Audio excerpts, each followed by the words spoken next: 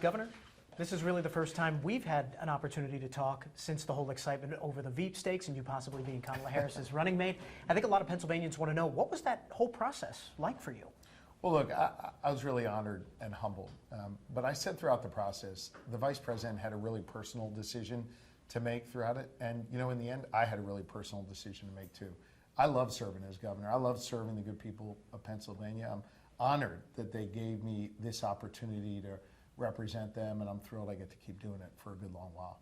And I think that response that was also part of your statement when Governor Walz was named the running mate is noteworthy. You said you also had a deeply personal decision to make. Does that mean this was a job that was offered to you and you said, no, I want to stay in Pennsylvania? Well, I'm not going to get into my private conversations with the vice president. I will also say Tim Walz was an outstanding pick for what the vice president wants in that role. Tim is a friend of mine. Gwen is a really good friend of Lori's, my wife, Pennsylvania First Lady. And we're going to continue to both lift them up, support them, and support the Harris-Walz ticket. And Laura and I could not be happier for the Walzes. I don't want to get too far ahead of ourselves here, but you've been called a rising star within the Democratic Party. And looking at 2028, if this is an open presidential field, is that something you'd be interested in? Oh my gosh, you're really now stretching there. Look, I love being governor. If I've not made that clear over and over and over again, and I want to be governor for a good long while. You are not on the ticket, but you have been out with the campaign, really stumping across Pennsylvania. What do you see your role as? Look, I was with the Vice President and President Biden yesterday in Pittsburgh. I think, am I going to be with them later this week? I'm not sure, but yeah, well, let me start that over again. I was with the Vice President and the President yesterday in Pittsburgh. There was great enthusiasm for them on Labor Day. We're at an IBW hall.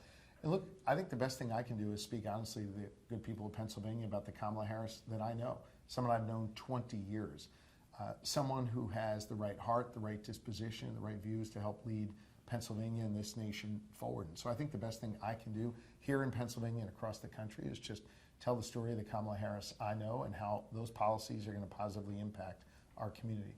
We've been able to accomplish a lot when it comes to infrastructure, when it comes to public safety, educating our kids. And oftentimes for that process, we've had partners at the federal government who've invested in Pennsylvania, who have helped us do this work. And I know Kamala Harris wants to continue to being a great partner for us when she's President of the United States.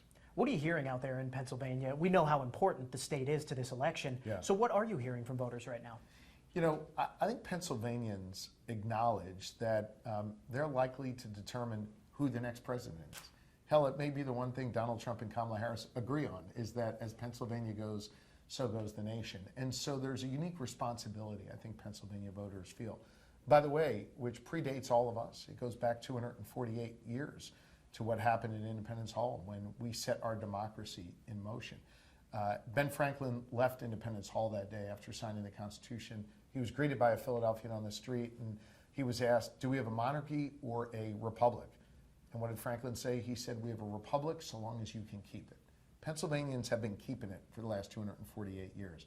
So this responsibility to protect our democracy, this responsibility we have to protect our fundamental freedoms is something we've dealt with for the last 2.5 centuries. So I think Pennsylvanians understand the unique responsibility they feel. As it goes to Kamala Harris and Tim Walz, I think there's a real excitement. There's a real energy behind that campaign. And make no mistake, it's going to be close. Every presidential race is close in Pennsylvania. But I like our chances. I think we've got momentum, and we've clearly are moving in the right direction.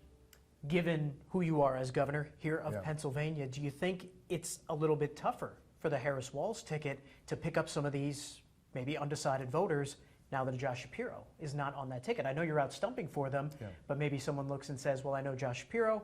I don't really know so much about Kamala Harris or Tim Walz. Look, I'm really blessed to have earned the support of not just Democrats, but Republicans and independents in my last election when we set a record for the most votes ever earned in a governor's race. And I'm blessed to continue to enjoy so much of that support, as you well know.